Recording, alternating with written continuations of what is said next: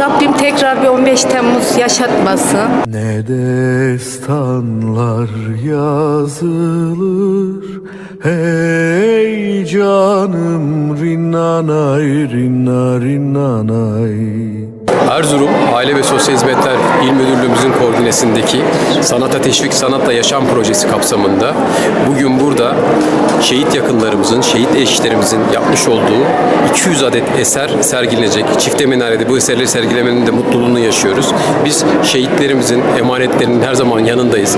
Onların gerek gelişimlere gerek katkı sunmak, gerekse onlarla birlikte olmak, vakit geçirmek, onlara destek almak bizim önceliklerimiz arasında. Bu noktada da şehitlerimizin yakınları, bizlerimizin baş tacı, gazilerimiz bizlerimizin baş tacı. Bu noktada da çalışmalarımız hız kesmeden devam ediyoruz. Memleket sevdasından, hey canım, bir emanet canımız, hey canım, rinnanay, rinna rinnanay.